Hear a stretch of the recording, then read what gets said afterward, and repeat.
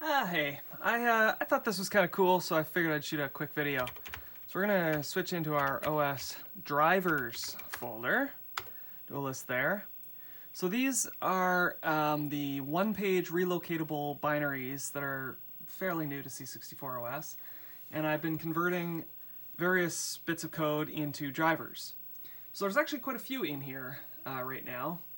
The files that end in .a are the source code files, and then the files that end in .r are the relocatable files. This guy here is for testing to make sure the relocation works properly. So I've been making input drivers. I've got input driver 1531, then I have an input driver for joystick in port 1 and port 2. I've been working on the koala pad, but I don't know, I need to do some more work on that. But I had the great idea of why not use the Commodore 128's keypad, which you can actually read from C64 mode, as an input driver.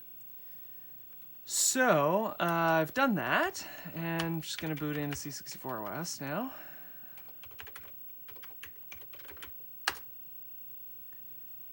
Okay, so while that's booting up, I'm just going to take my camera off its stand. So here we are, launching in. So originally I had the idea of using 1, 2, 3, and 5 as kind of an inverted T, and then your pinky could rest on the enter button as the primary fire button. The problem is that there's actually a matrix conflict between the enter button and the 2 buttons.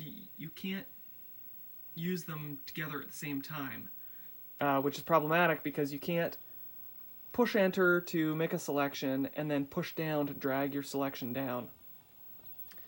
So what I opted for instead is to use 4, 5, and 6, and 8 as the inverted T, and your pinky still has good access to the enter key.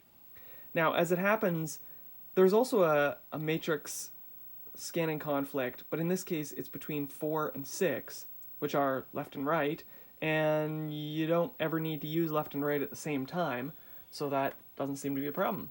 So I will drop my fingers onto those, and you can see that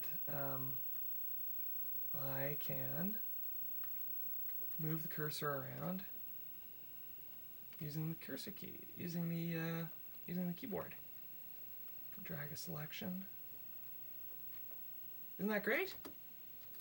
Okay, so now let's say we'll pick something like this guy, and we will double press the, so we're going to double click by pushing enter really fast twice. Okay, and it worked.